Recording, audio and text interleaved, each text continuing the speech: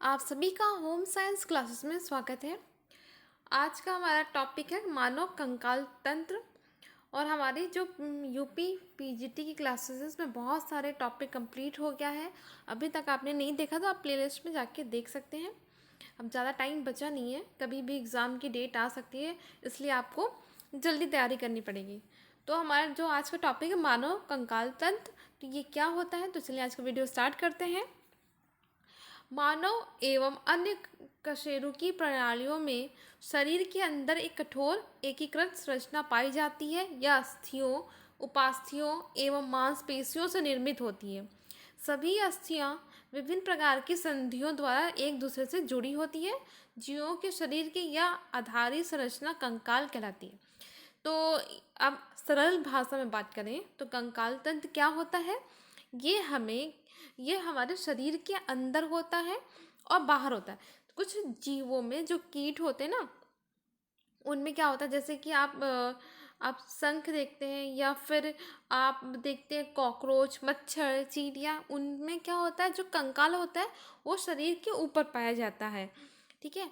और जो हम जीव, जैसे कि हम मानव शरीर है, या गाय, भैंस, बकरी, ठीक है, मुर्गा, कबूतर, ये जो सब चिड़िए हैं, ये सब है, इनमें क्या होता है, कंकाल तंत्र शरीर के अंदर पाया जाता है। ठीक है, अंदर पाया जाता है।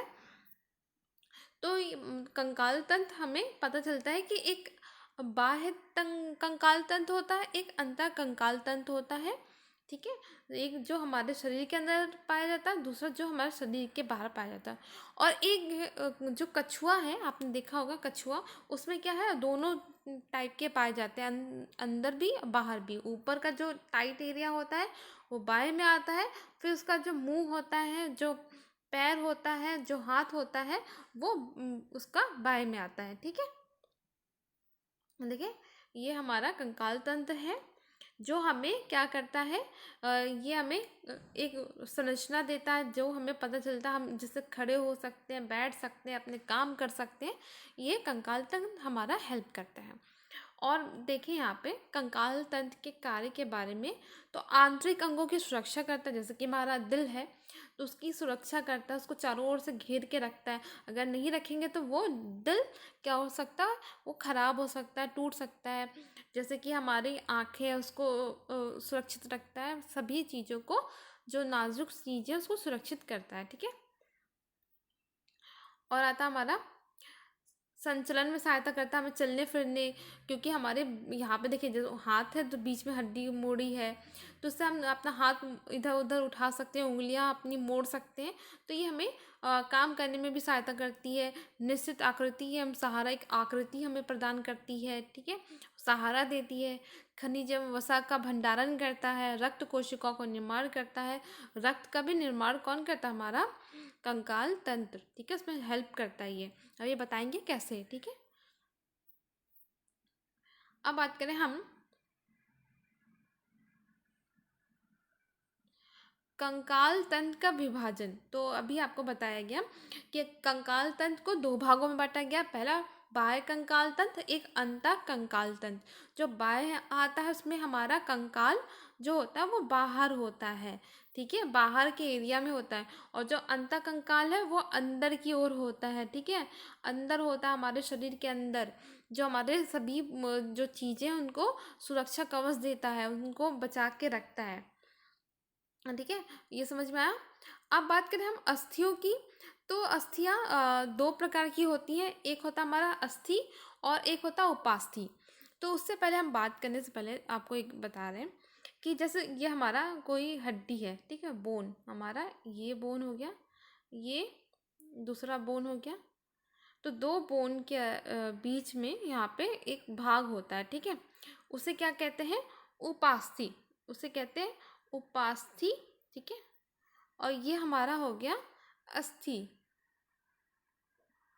जो टाइट वाला भाग होता है, जो जिसे हड्डी कहते हैं, वो क्या कैसे बना होता है, हमारा कैल्शियम कार्बोनेट से बना होता है, जिसके कारण वो हार्ड होता है। ठीक है, वो हार्ड होता है बहुत, आप देखते होंगे ना बहुत हड्डियाँ कितनी हार्ड होती हैं।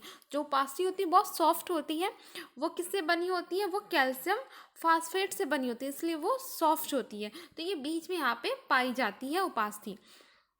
इतना समझ में आया। अब बात करें प्रोटीन। जो हमारा अस्थि में जो प्रोटीन पाया जाता है उसे क्या कहते हैं हम, उस प्रोटीन को हम कहते हैं ओसिन। ओसिन प्रोटीन पाया जाता है कहाँ, हड्डियों में, अस्थियों में। जो उपास्थि में कौन सा प्रोटीन पाया जाता है, कभी एग्जाम में पूछ लिया जाता है। तो इसमें हमें प्रोटीन जो होता है वो पाया जाता है कान